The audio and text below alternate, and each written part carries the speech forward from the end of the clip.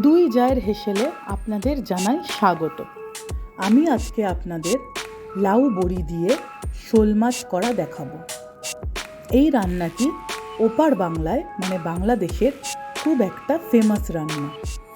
আপনারা এই রান্নাটি করে খেয়ে দেখবেন, খুব ভালো লাগবে। এর জন্য আমাদের লাগবে লাউ, শোল মাছগুলো আমি আগের থেকে ধুয়ে নুন হলুদ মেখে রেখেছি। লাউগুলো এরকম লম্বা লম্বা করে কেটে নিয়েছি। এবার কড়াইতে সর্ষের তেল দেব। সর্ষের তেলের মধ্যে আমি বড়িগুলোকে দিয়ে দিলাম। যেহেতু আমার মাছ অনেকগুলো, তাই আমি একটু বড়িও বেশি করে নিয়েছি। বড়িগুলো এরকম লাল লাল করে ভেজে বড়িগুলো আমি অন্য একটি পাত্রে তুলে রাখবো। আমাদের যদি কোনো ওপার বাংলার সাবস্ক্রাইবার থাকেন, তাহলে তারা নিশ্চয়ই এই রেসিপিটা জেনে থাকবেন, আর তারা নিশ্চয়ই জানবেন যে এই রেসিপিটা কতটা সুস্বাদু। একবার এরকম করে শোল মাছ করে খেয়ে দেখবেন, রেসিপিটি দারুণ লাগে, দারুণ। এবার ওই তেলের মধ্যে আমি একে একে মাছগুলোকে ছেড়ে দেব। ছেড়ে দিয়ে লাল লাল করে এপিট ওপিট করে ভেজে নেব। দেখুন, এরকম লাল লাল করে ভেজে মাছগুলোকে তুলে নেব।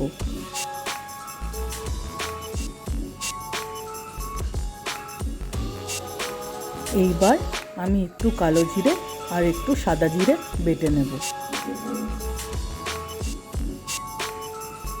মিহি করে বাটবো একদম, যেন কোনো দানা না থাকে। এবার ওই মাছ ভাজার তেলের মধ্যে আমি কালো জিরে আর সাদা জিরে মশলাটা দিয়ে দেব। যেহেতু আমার কাছে অনেকটা বেশি পরিমাণে মাছ রান্না করছি, তাই মশলাটাও আমি ওই পরিমাণে দেব। এবার ওর মধ্যে একটু জল দিয়ে নেব। এবার হলুদ গুঁড়ো দেব, নুন দেব, লঙ্কার গুঁড়ো দেব,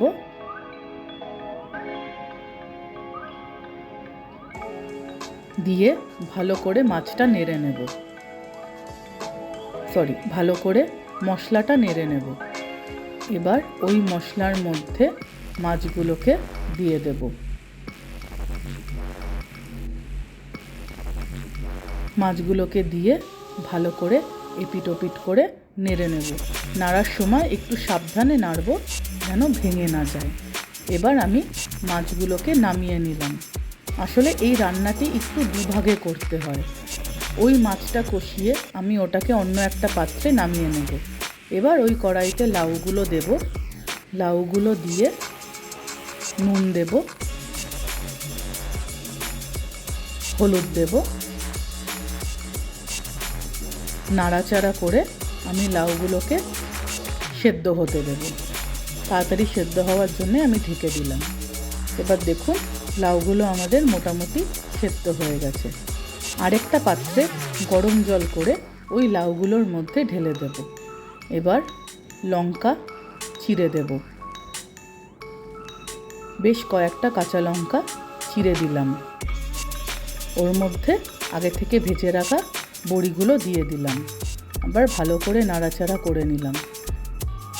এইবার